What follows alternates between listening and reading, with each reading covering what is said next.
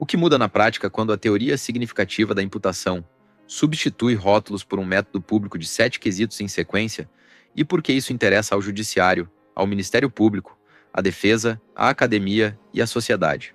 Quando eu digo que a TSI muda o jogo, eu não estou falando de mais uma teoria que chega para ocupar espaço na estante. Eu estou falando de método, né? E na prática isso muda muita coisa.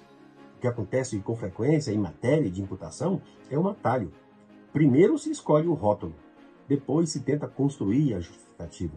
A teoria significativa da imputação faz exatamente o contrário.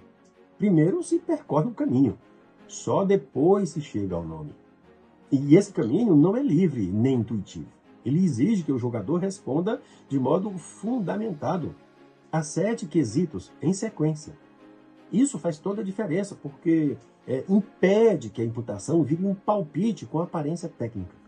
Por isso, a teoria interessa ao judiciário, porque ajuda a organizar a motivação da decisão e a reduzir a arbitrariedade. Interessa ao Ministério Público porque obriga a acusação a demonstrar sinais públicos do que afirma. Interessa à defesa também porque transforma impressões em pontos concretos de impugnação. Interessa à academia porque oferece um método discutível, testável, auditável. E interessa, claro, à sociedade por uma razão muito simples. Sem método, a imputação vira poder. Com método, ela passa a funcionar dentro do Estado de Direito. Porque na teoria significativa da imputação, nenhum caractere psíquico isolado pode decidir dolo ou imprudência. E como isso muda o processo penal ao deslocar o debate de estado mental para sinais públicos, com controle, prova e critérios. Eu parto de uma premissa que, a meu ver, deveria ser elementar, mas nem sempre é tratada assim. Nenhum caractere isolado decide sozinho se uma conduta é dolosa ou imprudente. Quando se pega um fragmento da vida psíquica e se transforma esse fragmento na chave de tudo, o resultado quase sempre é ruim. A análise fica pobre, o conceito se embaralha e cresce o risco de condenações puxadas, mais pelo tamanho do resultado do que pelo significado real da conduta do agente. Na TSI, os caracteres não funcionam isoladamente. Eles operam em conjunto e dentro da estrutura do caso concreto. É isso que muda o debate processual. Em vez de ficarmos presos à pergunta sobre o que alguém supostamente tinha dentro da cabeça, a discussão passa a ser outra. Quais sinais públicos permitem sustentar essa leitura? A partir daí, o juiz deixa de trabalhar por intuição e passa a trabalhar por controle.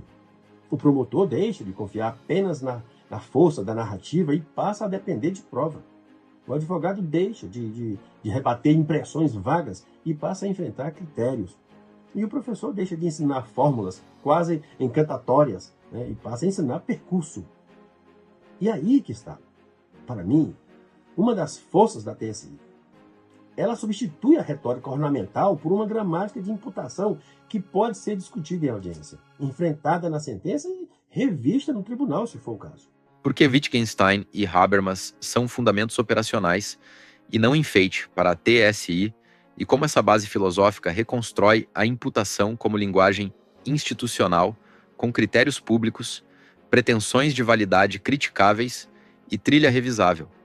A base filosófica da TSI não está ali para decorar a bibliografia. Eu não recorri a Wittgenstein e a Habermas para dar um ar sofisticado ao texto, né?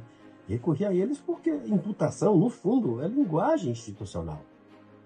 Se a gente não compreende como o significado se forma no uso, acaba caindo numa armadilha muito antiga.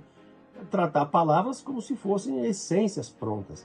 E aí, termos como dolo, risco, aceitação e assunção passam a soar profundos, mas muitas vezes só escondem o problema. Com Wittgenstein, eu assumo uma régua muito clara. Significado está no uso.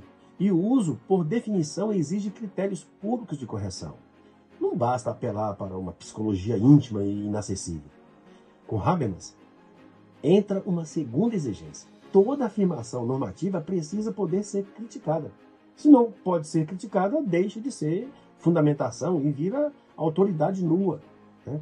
Traduzindo isso para o direito, imputar é um ato institucional de fala. E justamente por isso deve ser justificável, controlável e revisável.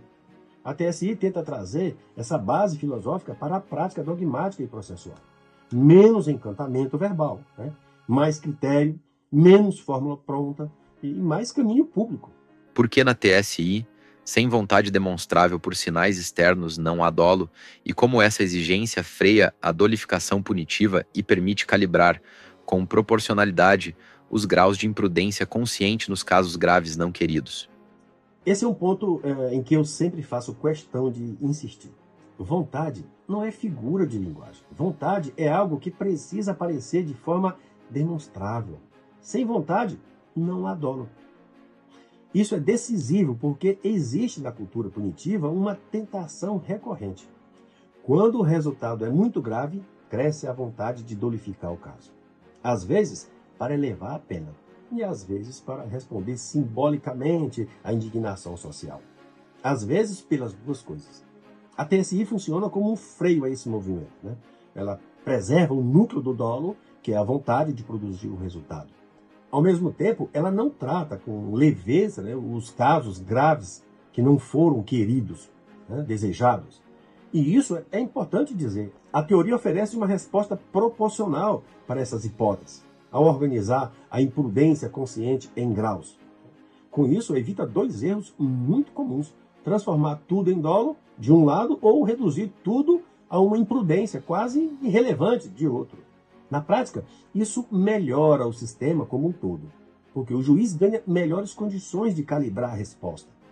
O Ministério Público pode acusar com mais precisão, a defesa pode discutir com mais precisão, né? E a sociedade passa a receber decisões mais honestas, porque a pena se aproxima do significado real da conduta, e não apenas do impacto moral do caso. Porque os 7 quesitos da TSI não são um checklist, mas um dever de percurso que impede o salto do fato ao rótulo, e como esse percurso distribui ônus de prova e de justificação, especialmente quanto à previsibilidade necessária ou eventual, a aceitação, a resignação e a não aceitação com medidas de evitação e crença sincera? Quando eu falo nos 7 quesitos, eu não estou oferecendo mais um checklist para ser preenchido mecanicamente, né? O que eu proponho é um dever de percurso. Em matéria penal, uma das coisas que mais comprometem o Estado de Direito é o salto do fato para o rótulo. Vê-se o resultado, escolhe-se a etiqueta e depois tenta-se justificar o caminho, que na verdade nem foi feito. A TSI quer impedir exatamente esse salto. O método exige que se caminhe em ordem. Pergunta-se sobre vontade, conhecimento, previsibilidade, qualidade da previsibilidade, atitude do agente diante dessa previsibilidade e, ao final, decisão livre. E há aqui um ponto muito importante. Cada resposta gera um ônus de prova e um ônus de justificação. Se a acusação diz que o resultado era previsível, precisa dizer que previsibilidade era essa, necessária ou eventual. Se fala em aceitação, precisa mostrar como isso aparece externamente e por que não se trata apenas de resignação. Se sustenta não aceitação, precisa enfrentar seriamente as medidas concretas de evitação e a crença sincera na não ocorrência do resultado. É justamente aí que, para mim, a TSI mostra a sua utilidade prática. Ela tira a imputação do terreno das impressões e a coloca no terreno da prova e da linguagem pública. Como a crítica de Wittgenstein à linguagem privada sustenta, na teoria significativa da imputação, a passagem da imputação como psicologia privada para uma imputação por critérios públicos e sinais externos, e porque isso eleva a denúncia, a sentença, o controle recursal e a confiabilidade social, evitando o modelo impressionista de condenação por atmosfera moral?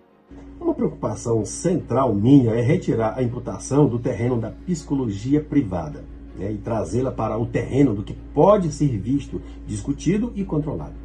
A crítica de Wittgenstein à chamada linguagem privada é muito útil aqui. Ela nos lembra que acreditar que se segue uma regra não é a mesma coisa que segui-la. Seguir regra é prática pública. E o direito, a meu ver, precisa ser levado a sério também nesse ponto. Quando alguém afirma que houve dolo, não pode tratar isso como se fosse um segredo interior, acessível apenas pela intuição de quem decide. É preciso demonstrar como, naquele caso, o uso do conceito se sustenta a partir de critérios e de sinais externos. Essa é a ponte entre filosofia dogmática e processo. A filosofia ajuda a desfazer os enfeitiçamentos da linguagem. A dogmática oferece uma gramática. E o processo penal exige prova. Quando isso é levado a sério, melhora a qualidade da denúncia, melhora a racionalidade da sentença, melhora o controle recursal e melhora a confiabilidade social do sistema. O contrário disso é o modelo impressionista, que condena por atmosfera moral, por sensação, por ambiência. Por que você define a teoria significativa da imputação como uma teoria de humildade institucional que exige exibir as pontes do fato ao significado, do significado ao tipo e do tipo à pena? E como isso funciona como disciplina contra a pressa punitiva, especialmente sob pressão midiática sem impedir condenações, mas impedindo condenações sem trilha? Eu gosto de dizer que a TSI é também uma teoria de humildade institucional. E digo isso porque ela parte de uma constatação muito simples. Imputar é difícil e a linguagem pode enganar. Justamente por isso, o método exige que o decisor exiba as pontes. A ponte entre fato e significado, a ponte entre significado e tipo, e a ponte entre tipo e pena. Isso ganha ainda mais importância em tempos de hiperexposição midiática, quando o sistema é pressionado a responder rápido, duro e muitas vezes exemplarmente. A TSI funciona como uma disciplina contra essa pressa punitiva. Ela não impede condenações. O que ela impede é a condenação sem caminho demonstrado. E isso interessa a todos. O juiz ganha uma estrutura para decidir sem parecerismo. O Ministério Público ganha um roteiro mais seguro para acusar. A defesa ganha um mapa mais claro de impugnação. A academia ganha um método que pode ser debatido seriamente. E a sociedade ganha algo essencial: previsibilidade, controle e proporcionalidade. Por quê? Na TSI, não aceitação não se prova por resignação, mas por atitudes concretas e sinais públicos de evitação e de crença sincera na não ocorrência. E como essa exigência evita a imputação como punição simbólica sem passar pano, tornando o caminho decisório visível e controlável. Aqui há um ponto técnico que eu sempre faço questão de sublinhar. Não aceitação não se prova por resignação. Não se extrai de uma leitura vaga da postura interior do agente. Ela precisa aparecer por atitudes concretas, perceptíveis, compatíveis com a tentativa de evitar o resultado. Isso muda bastante a forma de avaliar casos difíceis. Em vez de presumir estados mentais, o método exige perguntas objetivas. O que o agente fez para evitar? Quais condutas são compatíveis com uma crença sincera na não ocorrência? Como isso se manifesta no comportamento e no contexto? Quando essa análise é feita com seriedade, ela impede que a imputação vire punição simbólica. Ao mesmo tempo, é importante deixar claro: a teoria não serve para passar pano. Se não há qualquer medida de evitação, se há indiferença diante da previsibilidade, isso também aparece. E pode sim ser publicamente justificado. Então, o ponto não é favorecer defesa ou acusação. O ponto é favorecer a verdade institucional. E isso dá mais segurança ao judiciário e mais legitimidade ao sistema penal. Porque mesmo quem discorde do resultado consegue enxergar o caminho percorrido. Como a teoria significativa da imputação reconstrói a confiança pública ao substituir o direito penal. Loteria por imputação com critério, convertendo pena de vingança em resposta proporcional ao significado do agir. E porque isso melhora, na prática, a política criminal, a investigação, o laudo pericial e as perguntas em audiência? Eu diria que uma das relevâncias sociais mais importantes da TSI está justamente em reconstruir confiança pública. Hoje, muita gente olha para o direito penal como se ele fosse uma loteria. Parece que tudo depende do juiz que pega o caso, da repercussão na imprensa, do ambiente emocional do momento, do humor institucional. Quando o sistema parece loteria, as pessoas se radicalizam. Ou pedem linchamento ou pedem impunidade. A TSI tenta romper esse ciclo com uma proposta simples, mas muito séria: imputação com critério. E critério não é frieza, critério é justiça controlável. A pena deixa de funcionar como vingança e passa a funcionar como resposta proporcional ao significado do agir. E isso tem efeitos muito concretos. Melhora a política criminal, né? Melhora a investigação, melhora a qualidade do laudo pericial e melhora também a qualidade das perguntas feitas em audiência. Porque quando se tem quesitos e caracteres bem definidos, sabe-se melhor o que procurar, né? O que perguntar, o que provar e o que refutar. Para mim, isso é direito penal democrático. Não é um direito penal que sente ou reage. É um direito penal que demonstra. Qual é o espírito do livro? Por que a teoria significativa da imputação prefere expor as escolhas decisórias em vez de escondê-las sob palavras prestigiosas? E como isso reforça o Estado de Direito ao tornar a imputação compreensível, criticável e revisável? Se eu tivesse que resumir o espírito do livro de maneira muito direta, eu diria o seguinte: eu prefiro um sistema que expõe as suas escolhas a um sistema que esconda escolhas sob palavras prestigiosas. No fundo, a TSI é uma disciplina de exposição. Ela exige que o julgador diga com clareza o que está fazendo quando chama algo de dolo, quando chama algo de imprudência consciente em determinado grau, ou quando exclui responsabilidade por desconhecimento e imprevisibilidade. Esse compromisso com a exposição torna a teoria útil para quem decide, para quem acusa, para quem defende e para quem ensina. E torna a teoria útil também para a sociedade. O cidadão passa a ter melhores condições de compreender por que alguém foi condenado e por que não foi. O Estado de Direito vive exatamente disso, né? Decisões que possam ser compreendidas, criticadas e revistas. Eu não estou pedindo adesão por fé, estou pedindo método. E para mim, método é uma das formas mais sérias de respeito ao ser humano dentro do direito penal. E, na verdade, dentro de qualquer ramo do direito.